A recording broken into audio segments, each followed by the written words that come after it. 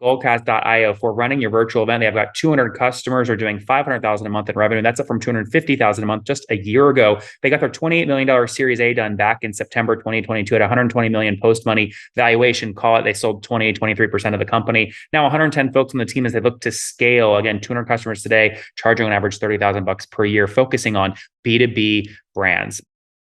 Hey folks, my guest today is Palash. He's a Goldcast co-founder and CEO. He got his first taste of entrepreneurship charging kids from the neighborhood hourly to play video games on a secondhand console. He's always been fascinated by legacy companies like Microsoft, Verizon, and Disney that excelled at identifying and writing long-term trends while building resilience. Now he's building a digital events platform for B2B marketers called Goldcast.io. Palash, you ready to take us to the top?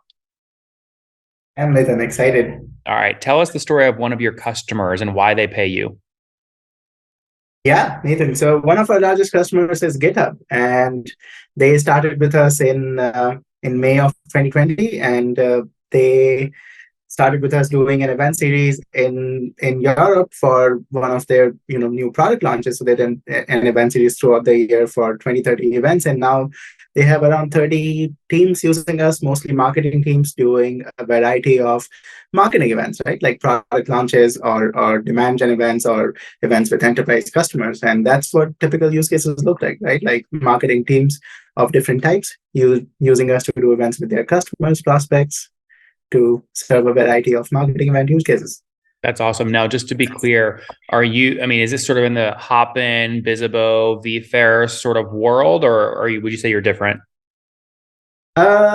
Fundamentally, it looks like that, yes. But our focus is more in the niche of B2B marketing teams. So we only go after B2B marketing teams, and we are more agile in the way that we can serve the small, 30 to 40 person webinars all the way up to, bigger multi-day, multi-track conferences. We don't go after like the big, 50,000, 100,000 person trade shows, which is what, vFairs, Hopin specialized in. We don't do like very complex ticketing and stuff because that's what not, B2B marketers are looking for. They're typically looking for, 30 to 5,000. That's where the B2B marketing use cases lie. And that makes a lot of difference in how our UX is, how our technology is, how our, everything is, and how easy the product is to use. That's awesome. Now you work with some of the biggest brands in SaaS: Drift, GitHub, Autodesk, 6sense, Hootsuite, User Testing, Zora, Sendoso. You've got a bunch of them on your website here.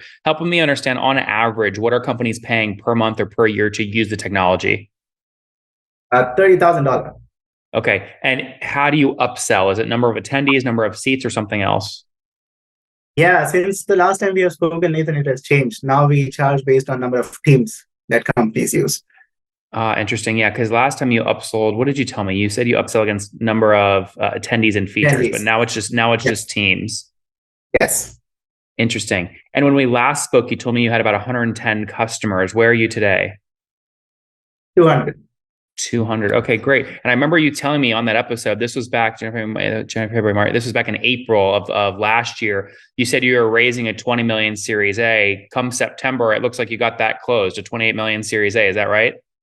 Yeah, correct. That's awesome. There's the first time you announced that you were doing it on the show, or had you already sort of started the process? So we had started the process, Nathan. We had just started at that time.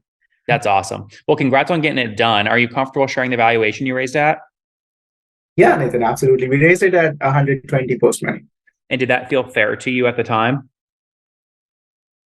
It did, Nathan. It did. And I'm glad we raised it at that valuation because it puts us in a very nice spot at this point where we are not overvalued as much and we can put money, in the right places. We don't have immense pressure to grow, and we are growing very well. We can, grow at a decent pace and put money in the right places. Oh, what's going on there, YouTube? Good to see you guys. Now imagine this. You love watching these interviews with SaaS founders, but imagine if we took all of the valuation data out from over 2,807 interviews I've done manually. Saves you a lot of time. Well, we've done this. We've built it into the beautiful interface inside of FounderPath. Check this out. I'll show you how you can access this in a second, but you log in, you connect your Stripe account, you see your valuation real time, you can see what it changed over the past 88 days, and even set goals for valuation this year. Now, the secret to valuation is there's many different ways to value a SaaS business. So the reason you're going to see 3 or 4 different valuations inside of your Founder Path dashboard, this is all free by the way, is because depending on who's doing the buying of your SaaS company, you're going to get a different valuation. A VC is going to pay a different valuation. Private equity firm is different. If you're going to do a minority sale, that's different. And if you sell the whole business, that's a different valuation. You can see all those when I hover over here. Right, so the teal is what a VC would pay, yellow is what private equity, and red is if you sold the whole thing outright. Now, what's cool about this is not built off random data. Again, you guys hear these interviews on YouTube. All these data are built from real-time valuation data points founders share with us on the show. So traction, 1.2 million, seed round, 3.7 raise, they sold 22% of their business. Go in here and filter by the event. Maybe you only want to see companies that have sold the whole business. Well, here are a bunch that have been acquired, the valuation and the multiple. Maybe you're going out right now and you're raising your seed round. Well, go in here and look at all this recent seed deals that went down, what they raised, what valuation they raised at, and what percent that they sold. There's never been a larger data set of SaaS valuations than what you can get now inside of Founder Path, and we're thrilled to bring it to you. All right, we're going to go back to the YouTube video here in a second, but if you want to check this tool out, if you want to jump in and sign up, you can check it out for free to get your valuation at this link, founderpath.com/products/valuations. Or if you go to founderpath.com and hover over products, click on get your valuation here, and go ahead and sign up to give it a whirl. Again, all that valuation data live right inside the platform. I hope to see you there. All right, let's jump back into the interview. And so what is MRR today? We are at north of 500K. 500,000 a month. That's more than double from exactly a year ago when you were at 250,000 a month. So congrats on the growth. How are you winning deals over Hopin and some of these other players? Yeah, Nathan, it's honestly just our focus on the persona, right? So our product is honestly the best in the market if you are a B2B marketer, and it shines in 3 ways. One is that it is the most brandable, right? So if you are a 6 Sense, our product does look exactly like 6 Sense. Or if you're an LG, it looks like LG. Second is it is very adaptable to your strategy, right? So if you are doing webinars, or if you're doing multi-day events, or if you're doing even field events, you can use Goalcast, and that creates a lot of advantage for teams because you can centralize your data. You can use the same product for the entire team, and it's just easy. You can save a lot of money by doing using the same product and the same license. The third is that our integrations and analytics and all the MarTech functionalities that the sales and marketing teams need, they are just the best in the market, 10x better than what horizontal platforms like Hopin, etc. offer. And they are very appealing to the marketing team, especially marketing ops, who are the key stakeholders in all of those deals, and all of these things really resonate with them. So how do you manage growth now moving forward? How much are you burning, net burn per month, would you say? Our net burn per month, Nathan, is somewhere between 600 to $1 million. So it's still high, but you sort of smile. You sort of smile when you say that a little bit. Why do you smile? It is still high, Nathan. I would say it's still high. It is still COVID era burn, I would say, and we are very cognizant of it, trying to bring it down. I mean, but it sounds like, you probably still have probably more than 22, 23 million in the bank from your Series A, right? Yeah, very correct. Yeah. Yeah. So you've got 24 plus months of runway, right? We do. We easily have at least 2+ years of runway. And what do you think you'll grow ARR to by the end of this year, 2023? We will easily cross 10 million by end of this year, and hopefully we can double next year as well. And what's the growth strategy? You went from 110 customers to 200 over the past 12 months. How do you go from 200 to 300? Yeah, Nathan. So right now our focus is very much go after large enterprises in tech. So the likes of LG, Adobe, etc., right, where we already have non-trivial traction. And then we are seeing success in non-tech B2B as well, right, where the go-to-market motion is the same, just that their stack is a little different, right? So they'll use LexisNexis instead of Salesforce, for example, right? So law firms, accounting firms, and things like that. So our goal is to very much go after them. And the motion there is very outbound, right? And event heavy, actually, which is our core, strength. So that's our strategy. And in our core market, cash cow of sorts right now, which is B2B mid-market tech, we already get a lot of inbound. So that market, I think, is set and will keep on giving us the baseline growth. Let me ask you a question. Like I get invited to these like virtual summits all the time, and it's like 2 days and 100 speakers, and I get it. The event organizers want as many speakers to get the list as big as possible. But what happens is you go on this, and the first session has like 1,000 people.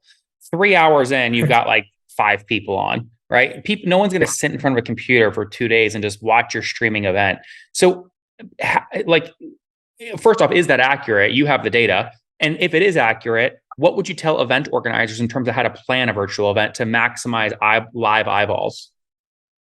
Yeah, for sure, Nathan. So digital events are just like any other marketing tool, right? It depends on how you use it, right? You can, similar to how you can bundle up a digital event, you can bundle up ads or any other medium, right? So our suggestion to event organizers is always to do what is right for our audience, and seldom is a big 2-day, 3-day event with such a complex agenda in digital mode is the right thing to do, unless you are something like an LG or Adobe, right, where you have such a wide audience across time zones that it means something to you. So typically we suggest something like a 2 to 4 or 5 hours with punchy sessions, and there is a whole marketing strategy that needs to go behind it. So there's like a full playbook that we publish, and we have published multiple playbooks.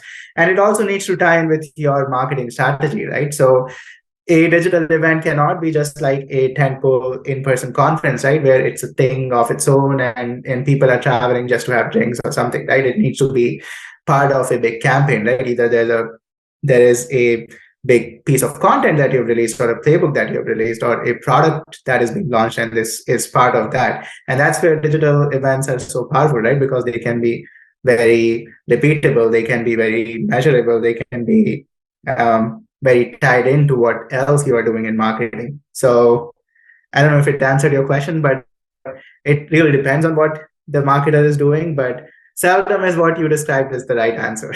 Yeah, what I just heard you say is if Yes. you're a B2B SaaS company and you're looking at your own online event like Amplitude or Toast or Drift, Sales Loft, try and do like a 4 to 5 hour 1-day session, do quick sessions, 15 to 20 minutes per speaker, and get in 30 speakers because then they'll all promote. That's the best way to do this and hold attention. Yes. Yeah. That's amazing. Exactly.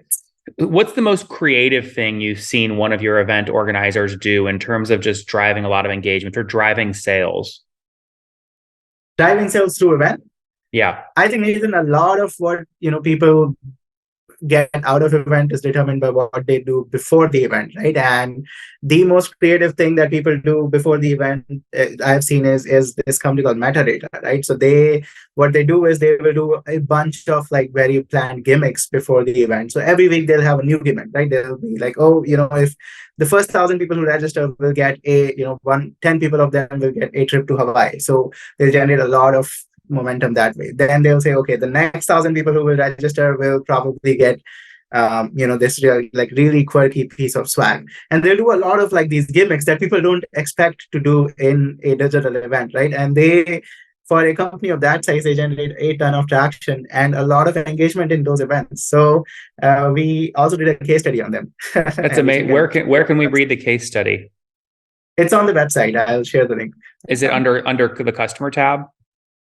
Yeah, it should be. Yeah. And this is Gil Alush at Metadata, right? Yes.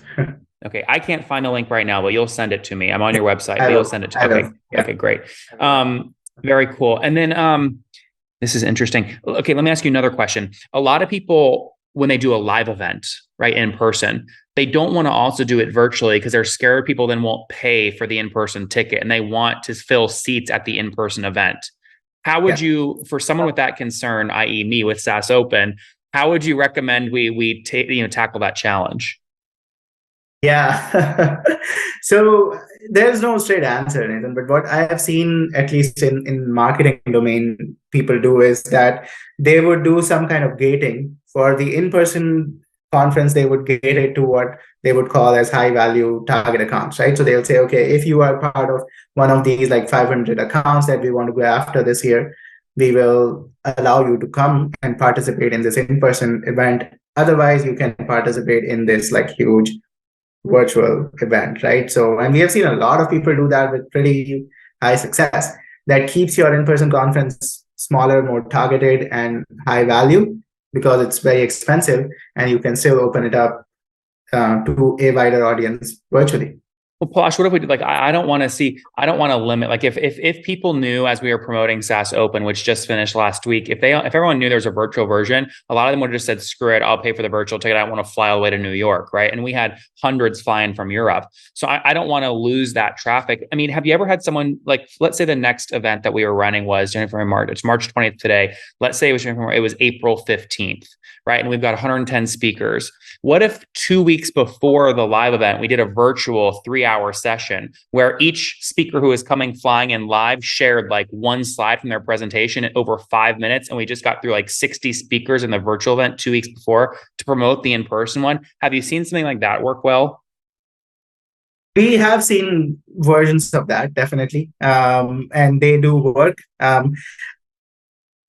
you can use teaser virtual events to promote in-person events. You can also use content from in-person events. For example, you can do the in-person event. You can use like some recordings of that to do a virtual event eventually, right?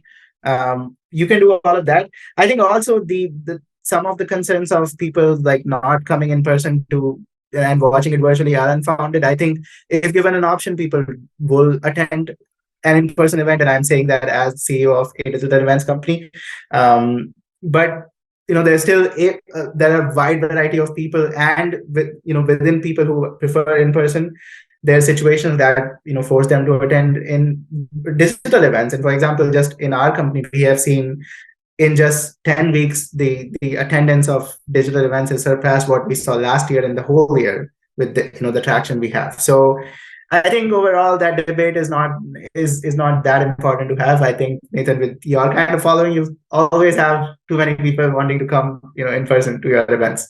No, I like this idea. I like this idea of doing like a pre-virtual event and then record everything live in person. And then, we had 112 speakers, but there was probably like 15 that crushed it.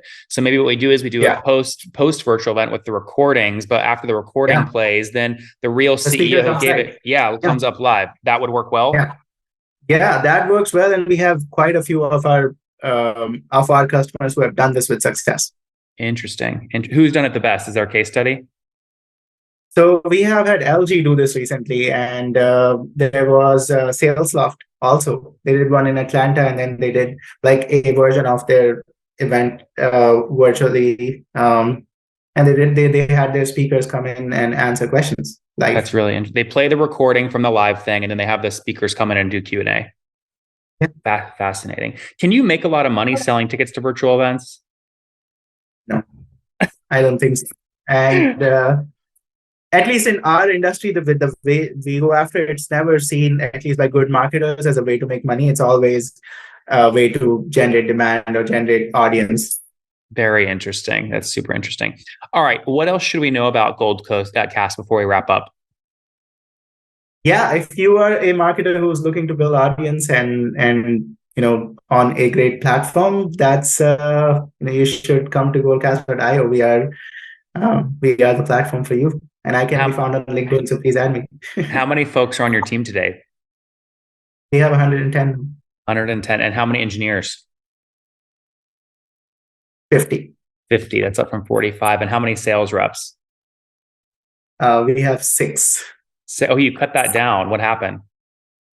No, we had 6 last time as well, Nathan. Oh, you told me 12 sales employees, but six carried a quota. No, 6 AEs. Sorry, yeah, 6 AEs, and then we have 10 BDRs actually. So I see.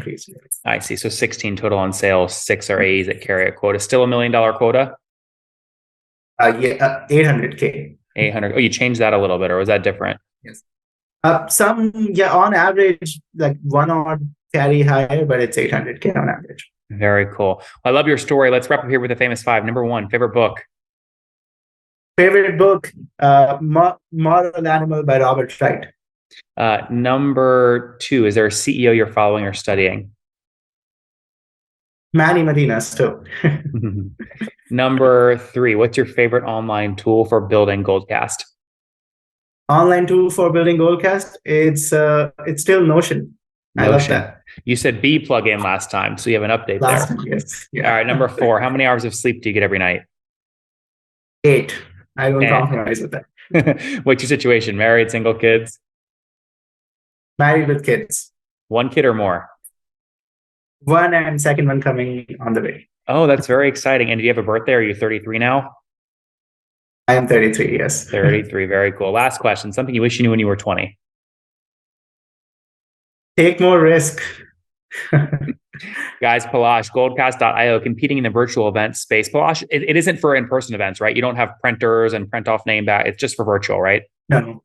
We have some in-person products, but we are primarily for digital events. Very cool. Guys, there you have it again, goldcast.io. For running your virtual event, they've got 200 customers are doing 500,000 a month in revenue. That's up from 250,000 a month just a year ago. They got their $28 million Series A done back in September 2022 at 120 million post-money valuation. Call it, they sold 23% of the company. Now 110 folks on the team as they look to scale. Again, 200 customers today, charging on average $30,000 per year, focusing on B2B brands. All right, Palash, thanks for taking us to the top.